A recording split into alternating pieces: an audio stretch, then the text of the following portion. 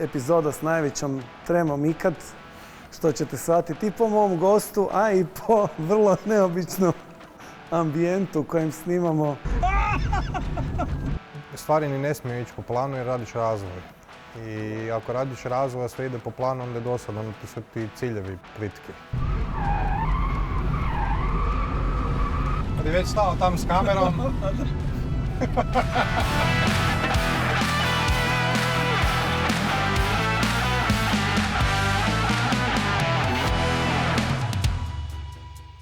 Dragi gledatelji, dobrodošli u još jednu epizodu DBL podcasta. Epizoda s najvećom tremom ikad, što ćete shvatiti i po mom gostu, a i po vrlo neobičnom ambijentu u kojem snimamo naš DBL podcast. Moj današnji gost je Miroslav Zrnčević, glavni testni vozač Bugatti Rimca, puno više od svega toga, ali meni je jedna velika privilegija, ali ga mogu nazvati svojim prijateljem koji nam je sve ovo danas omogućio da dođemo tu i da snimamo u kampusu Bugatti Rimca. Hvala na tako bogatoj najavi i dobrodošli to the house of hypercars, što bi rekli. Dakle, ovo tu je toliko, engleska riječ je surreal, ono kad smo se dogovarali na kojem će jeziku biti podcast, kao bolje nam je na engleskom pa ćemo možda malo i miksat to i tamo, ali teško mi je pronaći neku drugu riječ za ovo okruženje. Tebi je to ono, svaki dan mi kad dođemo tu smo u šoku svaki puta, pozitivno. Pa meni je isto u šoku svaki dan kad dolazim, zato što se toliko brzo stvari mijenjaju da uvijek ima nešto novo. Jako je velika dinamika na kampusu, na sreću, jel? I zahvaljujući tome što je kampus u principu mjesto gdje je spoj dva najveća brenda, odnosno dva najveća dijela Rimac grupacije, a to je naravno Bugatti Rimac koji rade hiperkarove, odnosno sportske automobile koji su iza nas.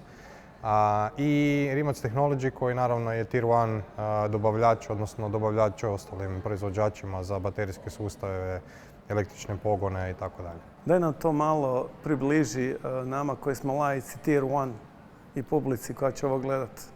To su dobavljači. Dakle, evo konkretno ako ćemo na primjer automobila koji je najbliskiji, dobavljač nama za gume je Pirelli, jel? Mi kupujemo gume od Pirellija. Ili za kočene diskove je Brembo. Konkretno Nevera nije baš najbolji primjer, jer na Neveri je preko 90% stvari proizvedeno tu unutar ove kuće, ali recimo konkretno sa Rimac Technology mi provajdamo, odnosno dajemo baterije, baterijske sustave proizvodimo za velike automobilske proizvođače. Jel? Wow. Fakat impresivno. Ali ajmo još malo u drugom smjeru krenuti. Ti znaš da vodim podcast o zdravlju. Dakle, DBL podcast je poslovna strana zdravlja. Bio si predavač prije 2 godine na našoj konferenciji i kad sam te pozvao podcast, misliš si sigurno ono, čovjek radi podcast o zdravlju, mislim, zašto mene zove u podcast? Jel ti prošla takva misao kroz glavu? Pa je i imao sam u glavi ono na koji način ljudima koji se bave dentalom najviše im približiti to što ja radim, odnosno na koji način ih zainteresirati za stvari koje ja radim, ali ima jako puno paralele tu. To je nekakav visoki performans koji je u mom poslu jako bitan, a u vašem poslu je apsolutna esencija svega, jer naravno radite sa ljudskim zdravljem, odnosno radite sa osnovama koje su ljudima potrebne za život. Moj posao, ja ako napravim grešku, popravit ću auto. Vaš posao s druge strane je kudikamo ozbiljniji. I bilo je jedno jako lijepo iskustvo jer sam upoznao puno ljudi koji su iz sasvim drugog svijeta, jer ja se krećem u automotivu i sve mi je vezano za automotiv, i privatni život, i poslovni život, i hobi, i sve. I onda je super kad otvoriš te granice i odeš malo šire i popričaš sa ljudima i sretneš naravno, odnosno sklopiš neka zanimljiva poznanstva. Šta bi ti rekao, ko je Miroslav kad nisi tu, kad nisi za volanom, šta ljudi ne znaju o tebi? Jel tvoj cijeli život je ono 99,9% performans auti, razvoj tehnologije, ali ko si ti kad nisi za volanom? Pa prvenstveno otac. Imam sina od 6,5 godina koji ove godine kreće u školu, pa je to onda isto, to je full time job. Suprug naravno, imam prekrasnu suprugu koja je profesor na fakultetu. Tako da nastojim, ajmo to tako reći, se izvući iz tog svijeta automobilizma kad dođem doma. I naravno da nije lako jer posao koji ja radim je dream job i trebaš se svjesno, ajmo reći, diskonektat s njega, odnosno kad se makneš od posla se trebaš svjesno iskopčat. Ali privatni život je miks toga i supruga voli automobile i sin doduše nogomet trenutno. Ali sin još ne zna, ali će voljeti automobile. Još ne zna, voljet će automobile. Doduše vozi simulator doma kad vidi mene da vozim i nastojim nekako hobije držati podalje od tog posla, zato što kad se to sve skupa stopi u jednu te istu stvar, onda je teško nekakve razlučiti neke stvari i teško biti svjestan, odnosno biti u trenutku u kojem jesi. To me sad podsjeća na primjer koji je Barbara, koja je moja suvoditeljica podcasta, jedanput rekla, to je OIB moje tvrtke i moj OIB su dva različita OIB-a. A kad se to stopi u jedno, to je bio moj životni problem. Ja sam sve gledao kroz OIB tvrtke. Meni je cijela moja perspektiva života bila vezana uz OIB tvrtke. Kako si ti uspjel? Ti to bilo ono danas? Je li bio kratak proces da se uspiješ odvojiti od posla kad dođeš doma? Ili je to bilo nešto što ti je trebalo vremena da dream job? Pa to još uvijek traje. To traje. Okay. Gle, ja od 14. godine sanjam biti test vozač. I onda kad se pojavila ta prilika i kad sam naravno došao do ovdje, do kud sam došao i dalje nisam toga svega skupa niti svjestan. Ja se svako jutro probudim i uštipnem se da znam šta to je. Naravno, taj posao te obuzme i moraš biti skoncentriran na to. Rijetko kad imaš nekakav trenutak gdje ti onak sad sjedneš i kažeš ja danas idem na posao, pod navodnicima, sješću u auto do 2000 konja, vozit ćemo se, testirat ćemo vamo tamo i na kraju mjeseca dobivaš plaćan si za to da to radiš. Ne? Wow. Sada to kažeš 14-godišnjem meni, bilo bi where's the catch? Ne? I dan danas je where's the catch? Super je recimo stvar u tome što kroz ovaj posao recimo moj dan nije isti, da imam 2 dana koji su apsolutno identični. Uvijek je to neka dinamika, uvijek je to nekakva jurnjava između više stvari, ali s iskustvom postaneš u principu svjestan da najviše trebaš balansirati i najviše se trebaš koncentrirati na ljude. Ako te dobro čujem, često puta stvari ne idu po planu. Ti si testni vozač, zamislio si jedno, neki put se dogodi nešto drugo. Pa stvari ni ne smiju ići po planu jer radiš razvoj. I ako radiš razvoj, a sve ide po planu, onda je dosadno, onda ti su ti ciljevi plitki. Kod nas je to, volim reći, organizirani kaos. To je jedna eksplozija koja je jedva kontrolirana i iz takve eksplozije nastaju prekrasne stvari poput ovih automobila iza. Da je to jednostavno, svi bi se vozili s autima do 2000 konja. Kompleksni proizvodi, izuzetno kompleksni sustavi, koji su na samom rubu tehnologije i po pitanju tehnoloških zahtjeva i po pitanju softvera i po pitanju durability-a i po pitanju svega. Mi smo to, Mate je volio tu analogiju koristiti, to mi se užasno sviđa. Avion je jedan od najkompleksnijih strojeva na svijetu i treba biti jedan od najpouzdanijih. Jako puno odlazi inženjeringa u avion, jako puno odlazi razmišljanja o tome, ali avion ne mora, pilotska kabina barem ne mora mirisat jako lijepo, ne mora izgledat super nice, ne mora, kad se zatvaraju vrata, ne mora se čuti na određeni način, na automobilu je to apsolutno sve bitno. Svaki detalj je bitan. Jedno kad smo se bili čuli, rekao si mi da radiš neku check listu, imao si neko testiranje, mora si proći kroz neku check listu. Moja inspiracija je da piloti prije poljetanja koriste check listu jer žele da svako poljetanje bude uspješno, da nemaju neuspješno poljetanje. Ajde pokušaj približiti malo našoj publici koja često puta ne razumije važnost check listi, procesa. Ja mislim da je to tebi temeljna stvar u tom poslu. Svi misle ti se voziš u autu, ali ti imaš ako sam ja dobro shvatio, veliki komad vremena gdje ti prolaziš kroz check liste, procese i slično. Pa najbitnije u mom poslu je obaviti što više stvari, što više funkcija uz što manje utrošenog vremena i što manje kilometara. Naravno, postoje testovi gdje mi, ajmo reći, nabijamo kilometre, odnosno tučemo kilometre i radimo veliku kilometražu na velikim performansama i sve ostalo. Ali najbitnije na kraju dana je da sa što manje resursa postignemo cilj koji trebamo postići. Checklista kod checklista ne postoji baš za svako testiranje. Sada ja imam checklistu koju moram poput pilota, njihov posao je kud i kamo zahtjevniji, ali kod evaluacije automobila ja ne mogu izaći van i reći ne valja auto. Ili ne mogu reći ne valja volan. Moram specificirati koje stvari su van optimuma da bi se znali adresirati na te stvari. Znači i to moram napraviti na inženjerskom jeziku, ajmo to tako reći. I kroz posao u principu jedna od najbitnijih stvari je da sam naučio pričati inženjerskim jezikom, odnosno adresirati stvari. Mislim, pričaš s inženjerom, budi oprezan. Ja sam isto tog backgrounda. Ali stvar je u tome da bi oni mogli pretočiti to u opipljive stvari, odnosno da bi to mogli pretočiti u nekakav software ili već nekakav hardware koji treba izmijeniti, moraju točno znati šta trebaju napraviti. I tu je umjetnost tog posla, ali umjetnost onih nekakvih soft skillova gdje možeš moći komunicirati sa inženjerima na normalan način. Zamisli sad radi, ne znam, 2 godine na razvoju sustava, to stavi na auto i ti kažeš ne valja. Uputi si čovjeka u stopalo. Moraš na neki način mu dati smjernice šta valja, šta ne valja, na koji način se na to adresirati i naravno prilagoditi se tom čovjeku da to znaš na kraju dana i isporučiti. Ajde da probam pitanje postaviti u kontrasmjeru.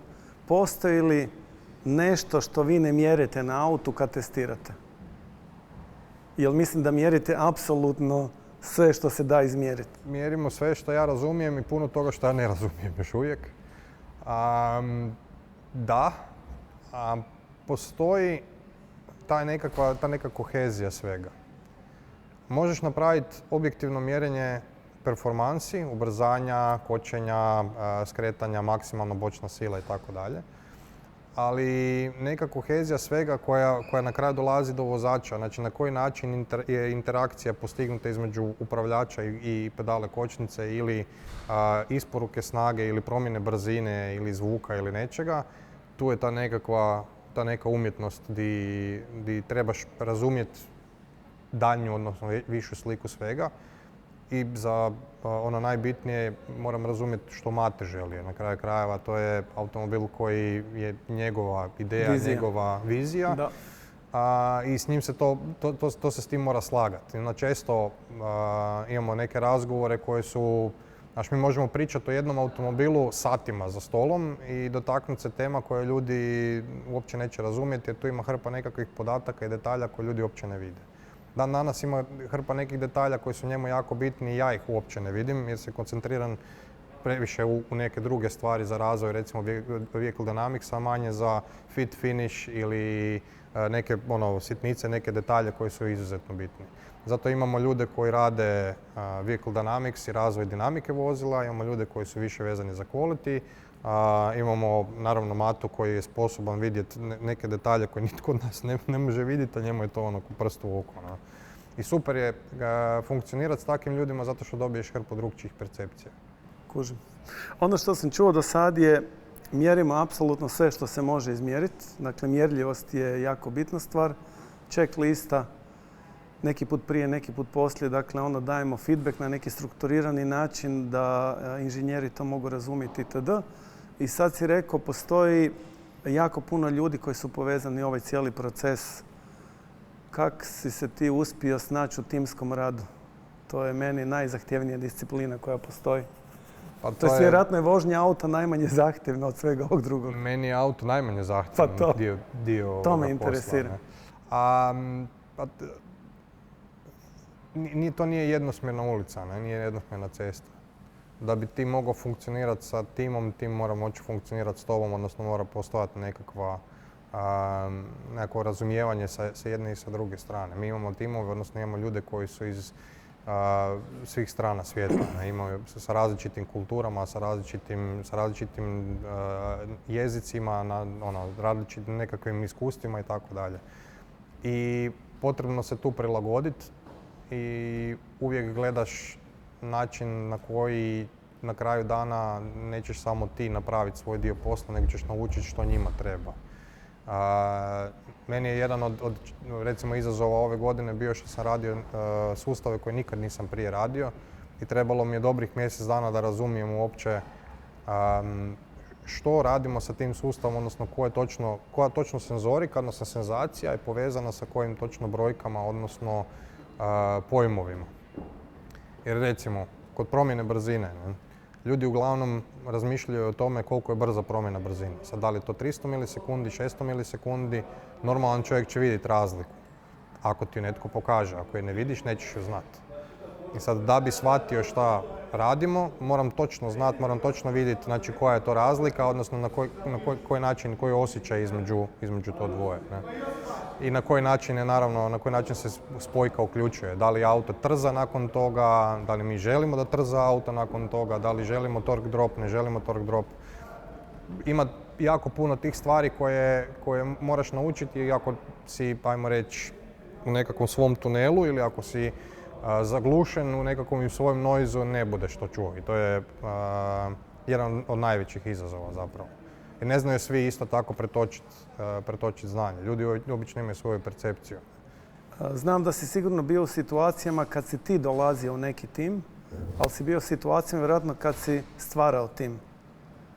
Šta ti je bilo jednostavnije, lakše, u kojoj si se ulozi bolje našao? Ono kad si se ti trebao uklopiti negdje ili kad si išao slagat ekipu s kojom želiš raditi neko testiranje ili biti na narodu negdje ili slično? Pa, ja uglavnom ne slažem tim, ali kad ga trebam složiti, pogotovo kad radimo rekorde, onda znam točno kog želim unutar tima. I ti neki, ajmo reći, te neke specifikacije, odnosno nekakve osobine tih ljudi su iznimno trikovite i teške za opisati. Jer imaš ljude koji su, svatko je, ajmo reći, super u nekakvom svom području. Nitko nije neki X-faktor svoj. Nitko nije univerzalni alat za sve. Da. I onda moraš to nekako izbalansirati. Ali isto tako, svatko ima svoj karakter i ne nužno surađuje sa nekim drugim u timu, odnosno ne može surađivati s nekim drugim u timu. Mi smo imali fantastične ljude koji su bili socijalno dislocirani. Ne? I bilo je jako teško njih uklopiti u tim. I sad, šta ti je bitnije? Da li ti je bitnije da imaš super rezultate, super spreman automobil ili ti je bitnije da tim na kraju dana funkcionira? Jer odgovor nije generički. Jedno ili da. I nije samo tak, nije najbitnije da je auto super. Jer ako nemaš tim koji funkcionira, čim se taj auto pokvari, nećeš moći doći do željenog rezultata. I obratno. Ne? Jesi se morao nekad zahvaliti nekom i reći, gle, ne funkcioniraš dobro u ovom timu, mijenjaj tim ili... Joj, nisam to imao još prilike na svu sreću, tako da super. Ajmo za ovaj kraj razgovora koji vodimo u kampusu, imam jedno pitanje, a to je većina ljudi kad pričamo o performansama uglavnom misli brzina, ne? Kad su auti u pitanju. Jel tvoja definicija performansi nešto drugčija iz tvoje perspektive? Nešto je drugčije, ali samo bi se sekundu vratio na ovo prije što smo pričali. Ne? Rekao si da li sam se nekom zahvalio u timu. Ne? Ja sam poprilično okrenut tome da s ljudima treba raditi. Nitko nije gotov proizvod. I smatram da je feedback jako bitan. I to je iskreni feedback.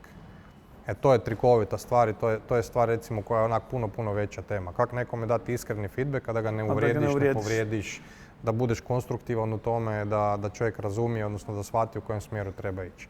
Mislim da je to jedna od stvari gdje jako puno ljudi griješi. To moraš prvo pogledati i sagledati sebe iz neke treće perspektive. Tako da, to je stvar koja je trikovita. A što se tiče performansi automobila, jako puno toga ulazi unutra jer sve ovisi o tome što radiš. Ako radiš, ja uvijek kažem da je trkaći auto najjednostavnije napraviti. Zato što imaš brzanje, kočenje, skretanje. Sad, kako će vozač imati osjećaj za volanom je u puno slučajeva tu manje bitno. Dok god on funkcionira s tim automobilom da izvuče maksimum, to je to. Kad govorimo o automobilima za kupce, pogotovo GT automobilima koji bi trebali biti Grand Tourer, znači u kojem ćeš ti sjediti, provesti jako puno vremena, a istovremeno mora ubrzavati, kočiti, skretati poput trkaćeg automobila, mora biti udoban, mora imati nisku razinu NVH, odnosno vibracija i kojekakvih šumova i zvukova. To je ukupni performance. Znači nije samo stvar samih, ajmo reći, brute force i lap time-a. Lap time je jedna stvar, vrijeme na krugu je jedna stvar, ali je najbitnije da je ta auto, kad čovjek sjedne u njega, da uživa, a ne zna zašto uživa. Jer ako zna zašto uživa, ako zna point out, točnu stvar koja mu odgovara, a nije iskusan u tome, onda imaš problem. Onda vjerojatno ta stvar ne funkcionira kako treba. Wow. Najbolji tuning volana, recimo, je volan iz kojeg auta izađeš van i kažeš super. I kad te neko pita o volanu, pa ne znam, bilo mi je okej. Mi ćemo ovaj razgovor nastaviti u mom ofisu. U tvom ofisu. Daj nam malo opiši svoj ofis za kraj. Danas imamo jedinstvenu priliku se provozati u Neveri. Standardnoj Neveri doduše, koja ima samo 1914 konja. Naravno, radili smo i Neveru R koja ima 2100 konja, ali nemamo je trenutno dostupno. Provozat ćemo se prvo i prvenstveno po cesti, odnosno tamo gdje je taj auto namijenjen da funkcionira i da živi. Radi se o automobilu kojeg mi zovemo Rabbit, odnosno automobilu koji je bio prvi proizvodni primjerak, koji ima jako puno jako zahtjevnih kilometara. Wow. Taj auto da može pričati, ispričao bi fantastične priče, jer je između ostalog bio i na jako visokim brzinama i u zraku, ne jednom, više puta. Naravno ne sa razbijanjem, nego u zraku tipa skakanje preko brda i slične stvari. Tako da mislim da te čeka jako zanimljiv dan. Hvala ti. Ajmo dalje. Znači, meni će ovo biti... Uglavnom, pola emisije će se čuti ja kak se smijem histerično. Kao dobar ti je bio podcast. Da, vidim da smo se super zabavljali. Da, super je bilo. Ja sam sad došao u tvoj ured koji je malo mrvicu drugčiji od mog ureda. Je. Kak je to tebi svaki dan biti u ovakvom uredu? A dobro, zvuči jako idealistički, ali nije moj svaki dan baš takav. Dobro. Često sam ja i fizički u uredu, pravom uredu, ali često radimo i ovakve vožnje. Znači imamo vožnje ili s kupcima ili razvojni dio gdje se s autom vozimo ili po cesti ili na stazi. Jel? Ona glavnina, onaj hardcore je naravno testiranje na stazi koji se najčešće dešava na Nardu u Italiji, znači to je sama peta Italije, jug Italije. Staza Nardo je u principu veliki kompleks koji je poput vojne baze u koji civili, uvjetno rečeno, nemaju pristupa, nema snimanja, dobivaš naljepnice na kamere i slično, jer je u velikoj tajnosti. To je staza koja se renta, odnosno koja se iznajmljuje proizvođačima automobila i unutar tog kompleksa je više staza. Je trkača staza, je oval, dinamička platforma, odnosno jedna staza koja je napravljena za kojekakve manevre s automobilom, koja je zapravo 300x300 metara ogroman asfaltni parking gdje možemo odrađivati sve. I na Nardu, znači u toj jednoj ustanovi možemo odraditi jako puno testova i zato idemo dole jer ne smeta nas ni promet ni ništa, imaš kompletnu infrastrukturu i sve je standardizirano. Recimo oval je dugačak 11,5 km, ogromni oval koji vidiš iz svemira doslovce. I na tom ovalu možeš raditi testove velike brzine. Recimo, ne znam, mi smo se sa Neverom kad smo testirali, vozili smo se 350 km na sat, 70 km, znači držiš nogu u panju i bez, ajmo reći, opasnosti od ostalog prometa i svega ostalog. Jel se sjećaš kad si prvi put došao na Nardu? Sjećam se. Daj malo. 2017. godine. Daj se vrati. To je baš bilo ono pinch me moment. Znači došao sam dole, slušao sam o Nardu, čitao sam o tome u autočasopisima i tako dalje, onda smo došli dole raditi benchmark testiranje za Neveru. To je u principu benchmark testiranje je skupiš najbliže konkurente tvom proizvodu koji bi trebao biti i na stazi radiš niz testova, od ubrzanja, handlinga na stazi, mjerenja buke, svega ostaloga. I sjećam se da je tada još u to vrijeme, zanimljiva jedna činjenica, Nardo je taman potpao bio iz talijanskih ruku, odnosno iz Fiat grupacije, potpao je pod Porsche. I još uvijek nije bila cijela infrastruktura gotova do kraja i imali su, umjesto današnje kantine, imali su kombi i iz tog kombija su 2 Talijana prodavali sendviče. Dignuta kragna, gore, sve po PS-u treba biti. Da, i imali su sendvič koji se zvao MC Dodići ili ti ga MC12, ne, po Maseratiju MC12 koji je tada tamo držao rekord. Aha. Danas je to kudi kamo naprednije jer imaju i kantinu. Ima više sendviča. Da, i security sustav je potpuno na drugoj razini i tako dalje. Nardo je... A koji ti je bio feeling, tipa uspio sam, to je to? Pa feeling je bio da ne mogu vjerovati da sam tamo i da mogu ući unutra.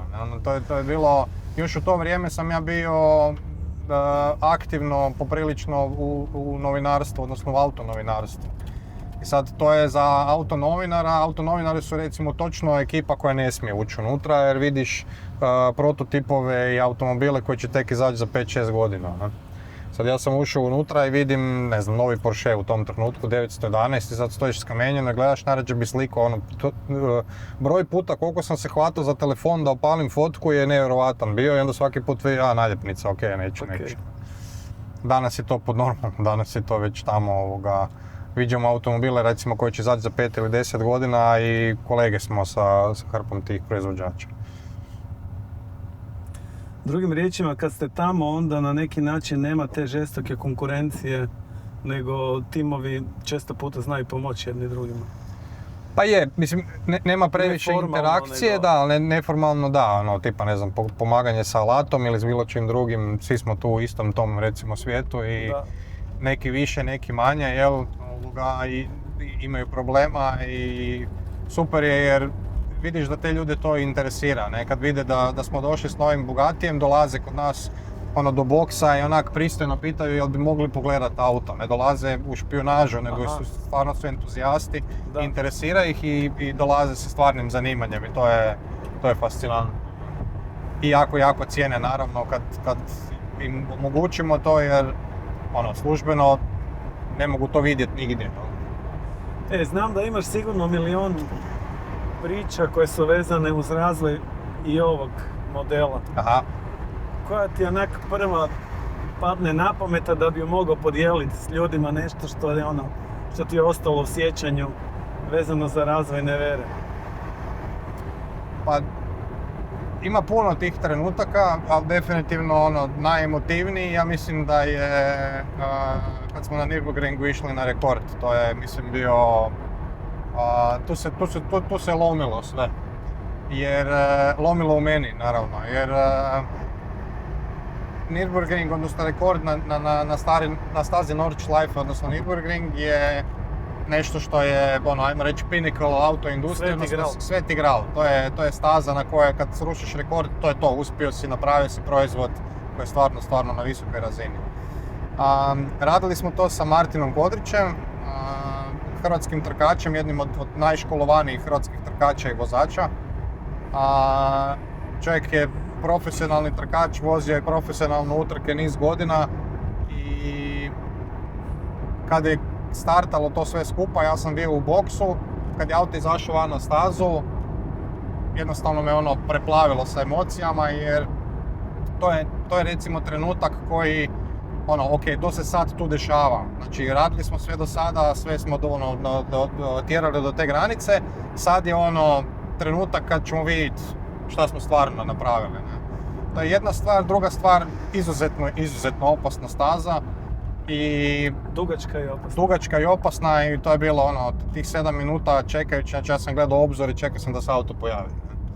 U trenutku kad je auto prošao ciljem, znači totalni meltdown, to je baš bilo, recimo to je stvar koju misliš da će ti biti emotivno, kužiš da si u tom trenutku, ali dok se to ne desi, stvarno ne razumiješ na kojoj je to razini. Da. Naravno nisam samo ja bio u suzama, bilo nas je tu više, ali dobro, nećemo o tome. Jel te bilo, da li te u nekom trenutku jesi sjećao emociju straha i neke neizvjesnosti i kak će to sve skupa završiti? Pitam te to zato što je emocija straha je emocija s kojom se najteže nosimo, ne? Po mom nekom životnom iskustvu. Kak je to tebi? Mislim, ti, sad ću možda reći nešto krivo, često puta voziš nedovršeni proizvod. Velikim brzinama gdje nešto može poći u dijeliću sekunde krivo. Kak si se naučio nositi s emocijom straha? Uopće li te strah? Pa, ajmo to ovak. Dan kad me neće biti strah je dan kad ću prestati to raditi. Jer mislim da je strah jako, jako bitan faktor u cijeloj toj priči da ostaneš budan i da ostaneš na razini zadatka. I po pitanju refleksa, i po pitanju adrenalina, i po pitanju svega ostaloga. Adrenalin ti treba, strah ti treba. A kontrola toga je ono šta je zapravo, što odjeljuje profesionalce od amatera i prepoznavanje tih situacija gdje kad osjetiš preveliki strah ili kad osjetiš preveliku nekakvu emociju gdje moraš prepoznat to i stati u datom trenutku da ne odeš predaleko. Koliko je opasno testirati prototipove, to je sad malo, ne želim demistificirati svoj posao, ali s druge strane ove automobile razvija 800 inženjera koji imaju sve žive moguće alate, jako, jako puno znanja, koriste jako puno simulacija i na kraju krajeva svaki taj prototip je iznimno bitan, skup i kompleksan. Ne? I jako je velika odgovornost tu. Naravno, prođemo sve checkliste, prođemo sve pripreme, na kraju krajeva kad krenemo testirati, svjesni smo tih nekih opasnosti koje tu mogu biti, zato to rade profesionalci. Jel uvijek imaš neki konkretan cilj prije testa ili na neki drugi način razmišljaš o samom testiranju? Jel imaš uvijek danas konkretna stvar, to i to?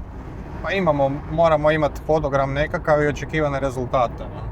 Jer ne testiramo uvijek kompletan auto, nekad testiramo određenu komponentu i onda u principu si uvijek fokusiran na željeni rezultat, način kako doći do tog željenog rezultata i na kraju dana gdje smo s obzirom na te ciljeve. Znači svaki put je nekakav objectives and key results di gledaš u principu s čim si počeo, šta se može desiti, radiš simulaciju svih mogućih situacija na putu do tog rezultata.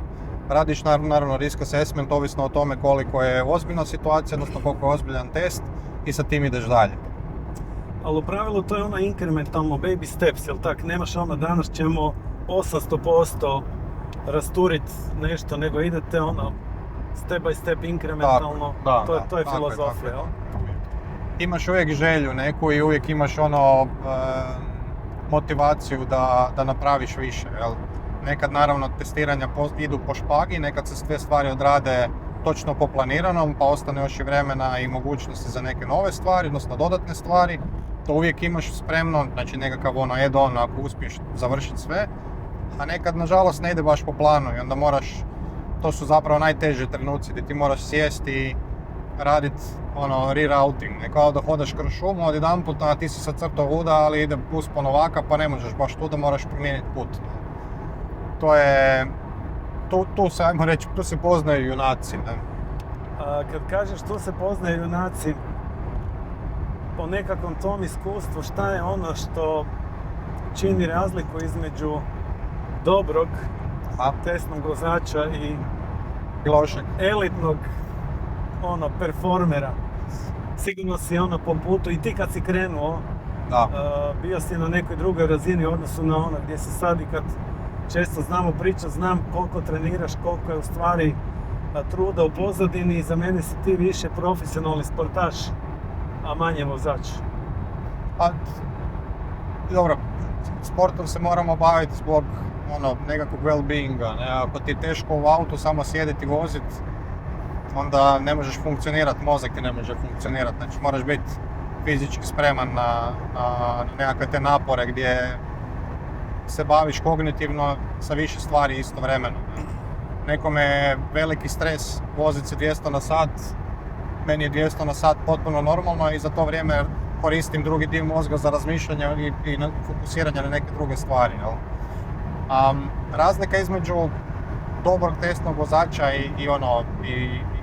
ajmo reći, najboljeg testnog vozača, odnosno ljudi koji su stvarno na jako, jako visokoj razini, je najviše u mogućnosti da vidiš cilj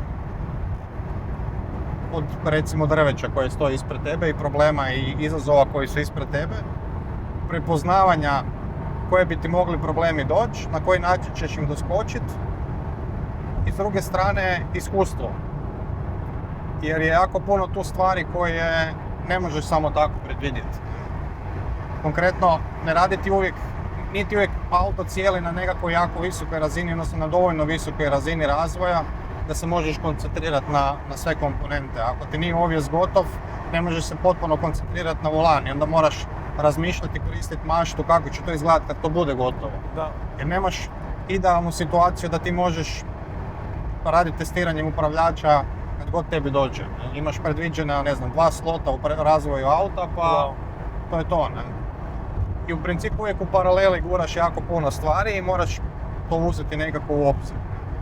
I ono najbitnije, moraš točno znati što ne želiš na auto, odnosno što bi moglo opaliti nazad u facu kasnije, ne?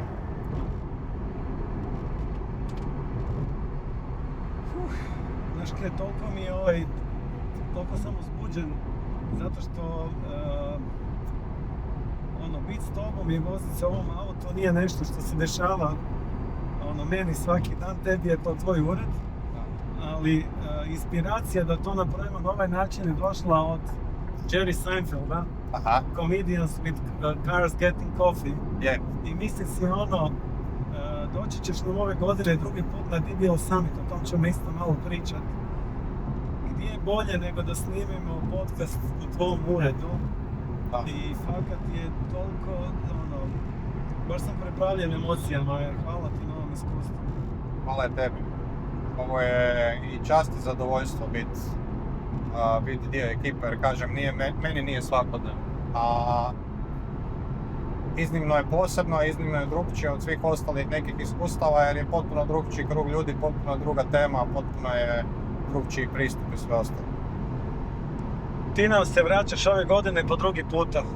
Znaš da ima ona poslovica, ako se nešto desi jednom, možda se nikad neće desiti, ali ako se desi 2 put, desit će se i 3 put.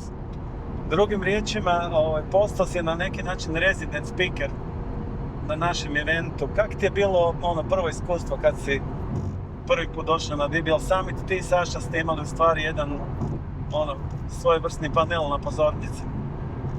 Pa teško mi je bilo očekivati išta, znači bilo je dosta glupo je reći da sam došao bez ikakvih očekivanja. Razmišljao sam kako će to izgledat, ali u svakom slučaju ja sam ljestvicu očekivao niže, ajmo to tako reći, jer nisam očekivao da ćete raditi to na tako visokoj razini sa takvim speakerima, sa takvom atmosferom prije svega. To je nešto što mislim da je stvarno jedinstveno za DBL Summit. I naravno svirka na kraju, to me apsolutno oduševilo, tu ste prekucali igricu, znači nisam očekivao da će to toliko studijski zvučati na takvoj nekakvoj razini, da to se zvuči studijski, da nema previše improvizacije, nego da je to po špagi. Dosta inline sa stvarima kako ja to volim raditi. Ja jako volim da improvizacija najmanji dio svega, znači da se prvo i prvenstveno napravi stvar po programu i sve ostalo, onda da improvizacija na nešto sitno što uleti, to je super, ali jako puno ljudi tako kompleksne stvari radi i idemo probat pa kud puklo. Ja kad bi radio idemo probat pa kud puklo, onda bi uglavnom puklo, tako da više volim raditi po planu. Da, to planiranje je i nama neka vještina koju smo s vremenom stekli i u pravilu ekipa s kojom radim je ista već 4 zadnje godine i kako Amerikanci kažu it's not our first rodeo, već smo to radili, ali svaki put hoćeš podići ljestvicu više, ne zbog nekog ego tripa, nego želiš ljudima dati neko novo iskustvo i pružiti im nekakvu novu priču. Nećemo otkriti kako ćeš i šta ćeš i na koji način ćeš ti ove godine otvoriti DBL Summit, moramo neke stvari ostaviti za ljude koji će doći u dvoranu i to sve skupa vidjeti. Ali ja mislim da će to biti i za tebe i za mene prvo iskustvo tog tipa. Pa ja se nadam da će posjetitelji biti zadovoljni. Daću sve od sebe. To ne sumnjam. A reci mi, jedna od stvari koje nismo nikad pričali je ti si pokrenuo u suradnji sa, čini mi se, fakultetom strojarstva neku prekrasnu priču i to je svojevrsni legacy tvoj. Daj nam malo, 2 rečenice reci o tom projektu. Pa je, pokrenuo sam Formulu Student u Hrvatskoj. Prvi hrvatski tim Formule Student, FSB Racing. To je bilo tamo 2003. godine. Ovak danas, gledano iz te perspektive, zvuči kao da sam ja to jako promišljeno i jako studiozno napravio, ali čisto da odmaknemo te sumnje. To je bio plod moje dosade, ajmo to tako reći. I zapravo ne toliko čak ni dosade, nego želje da znam zašto nešto radim. Imao sam problem taj da sam na faksu konstantno na predavanjima slušao o stvarima koje su mi bile apstraktne jer nisam znao što će mi to u životu. Uvijek se vratim na to derivacije i integrali. Ne? Zašto? Pa zato računanje površina. Pa, danas postoje softveri za to, zašto da to učim raditi pješke. Ne? I između ostaloga, htio sam nekakav konkretan, ajmo reći, neću reći problem, nego konkretnu stvar učiti na konkretnim problemima, na konkretnim zadacima. Na Formulu Student sam slučajno na basu, to mi pokazao jedan student na fakultetu koji je došao iz Australije, koji je to u Australiji radio bio i pitao sam zašto se to ne radi kod nas na fakultetu.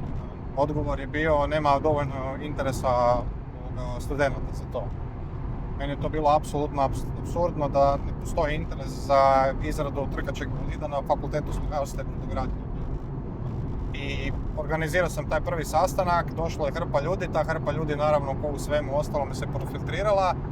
Ostala je recimo nekakva grupica od 15 ljudi koji su ostali na tom projektu i projekt je nastavio dalje, generacijski se nastavio, svaka generacija dolazi i radi na novo. Znači radi se o izradi bolida, pravog trkačeg bolida, jednosjeda, po nekakvim određenim pravilima krovne organizacije za Formulu Student u Europi.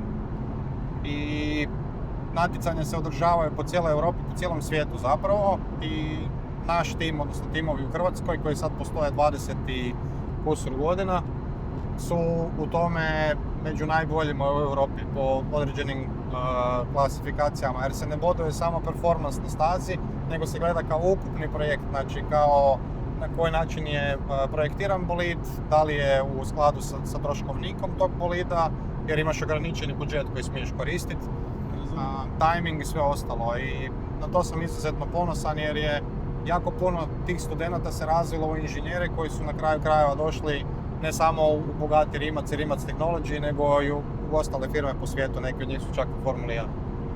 Wow. To je baš legacy, dobro. Je, to je odlična jedna stvar koja se stvarno jako ponosi. Ajmo se malo vratiti na testiranje. Kako si se naučio nositi sa neuspjehom, odnosno kad test ne uspije, je li to nominalno neuspjeh u autoindustriji ili je to očekivano ponašanje? Pa to je prilika da to probaš ponovo i da to napraviš još bolje. Znači za tebe kad test ne uspije nije ajme majku kraj svijeta, je? Znači imaš nekakav drugi pogled i siguran sam da i u, nazovimo to, tvojoj psihologiji uspjeha, kad nešto ne uspije nije failure, nego je to za tebe nešto drugo. To je nešto što recimo klasično u Hrvatskoj, što ljudi nikako da shvate i da povežu. Naši mediji jedva čekaju da mi failamo u nekim stvarima i pogotovo da to bude u javnosti, onda to razvuku. I to je činjenica sa svim biznisima, sa svim. Jer u Hrvatskoj će ti oprostiti sve osim uspjeha. Da. Ljudi ne razumiju da nije magičnim štapićem napraviti projekt, odnosno proizvod kompleksan poput hiperautomobila. Naravno da se dešavaju neuspjesi, naravno da se dešavaju problemi na testiranju i naravno da se dešavaju izazovi koje je teško ili nemoguće nekad riješiti. Zato su tako visoki ciljevi. Ciljevi se uvijek postavljaju nerealni, zato što ih pokušavaš uhvatiti pa pokušavaš dogurati do tog cilja do kojeg hoćeš. I pašćeš i posrnut ćeš ono nebrojeno puta, ali stvari da se trebaš dići i nazad i da trebaš probat ponovo. Thomas Edison je koliko puta follow dok nije napravio žarulju. Ali imam feeling Mater Rimac je isto tako posrnuo nebrojeni broj puta, ali njegova odlika je da se digao iz toga svega skupa i nastavio ponovo.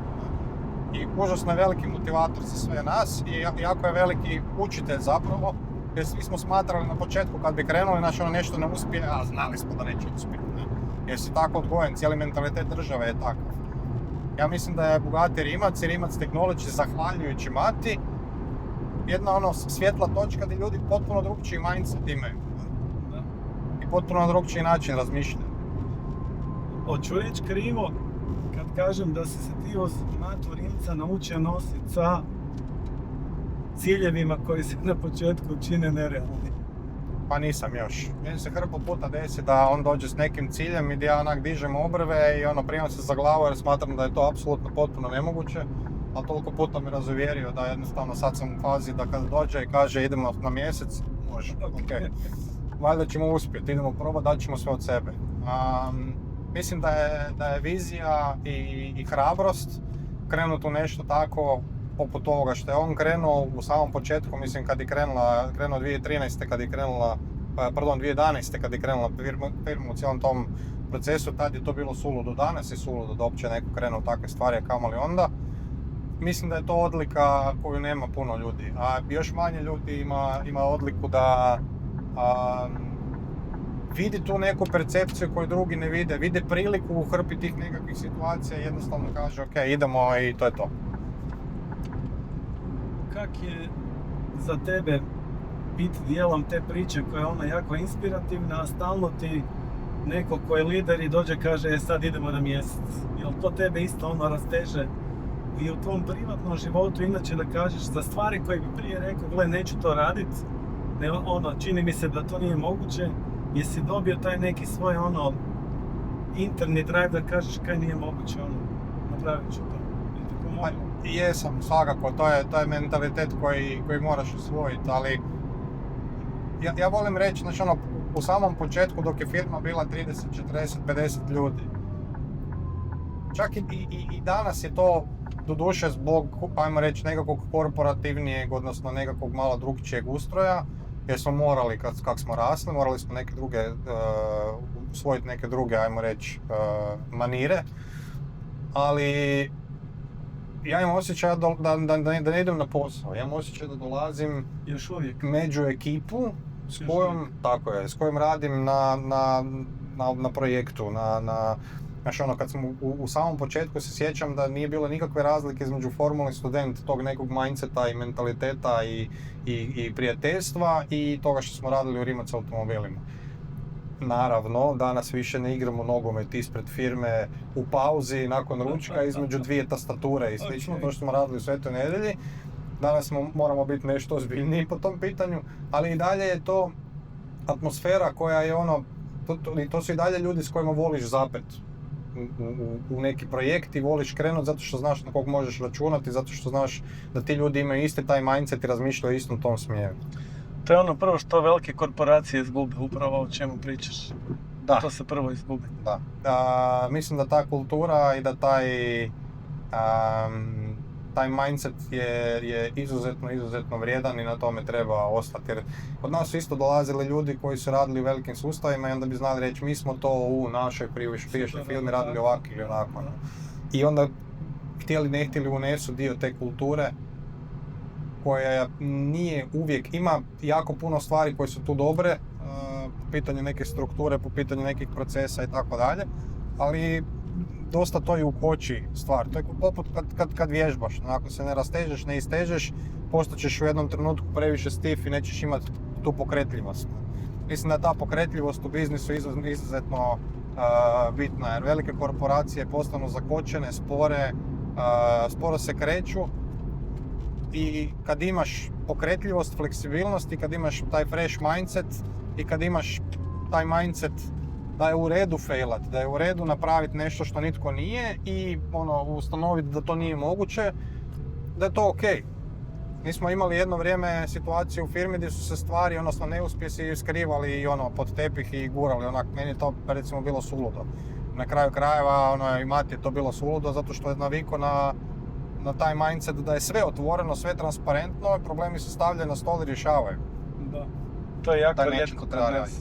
Jel ti se ikad dogodila neka greška gdje ti je samopouzdanje malo ti se protreslo?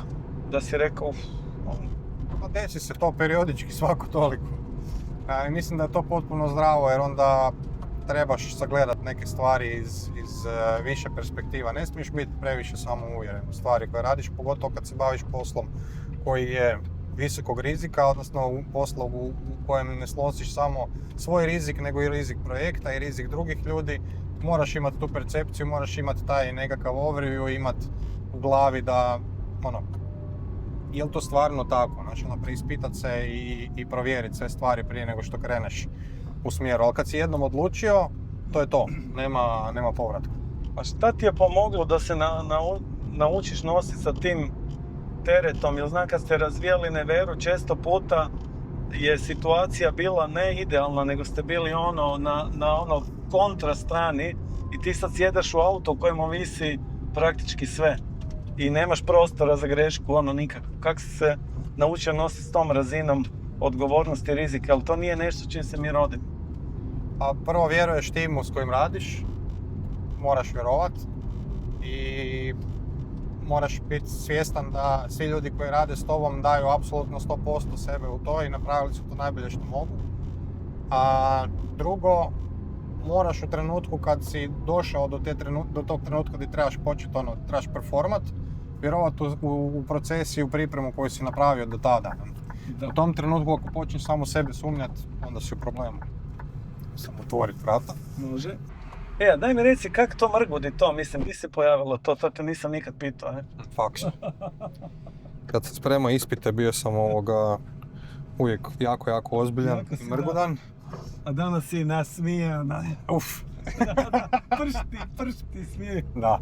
To se meni rekli isto. Znači na faksu? Da, na faksu. To su mi dali zato što sam konstantno, kad god bi bio tak skoncentriran, onda sam baš bio, izgledao sam preozbiljno, valjda su htjeli s tim razbiti malo atmosferu. Eto nas u mom remote office. Remote office, tvoj playground. Ne, ovo je tvoj pješčanik. Pješčanik, tako je.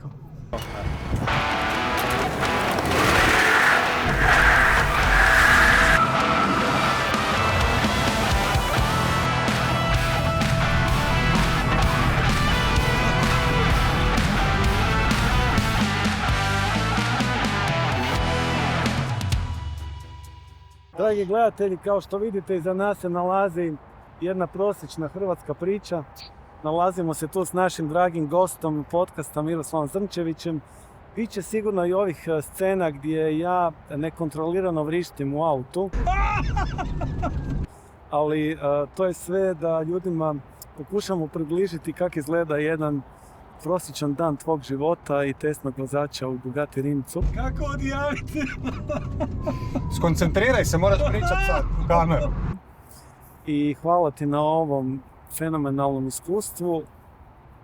Pozvat ćemo ljude da dođu na DBL Summit koji će biti 17. i 18.9. na Zagrebačkom velesajmu. Tako je. A Summit će otvoriti... Ne znam, to ti moraš reći ko će otvoriti Summit. Možete 3 puta pogoditi ko će otvoriti Summit. Vidimo se na DBL Summitu. Vidimo se na DBL Summitu. Eto ga. Si skoncentriraj, si dobro? Jesam. Malo su ti se ruke oznojile. Malo sam se oznojio cijeli. Hvala vam svima i vidimo se 17. i 18.9. na 7. izdanju DBL Summita.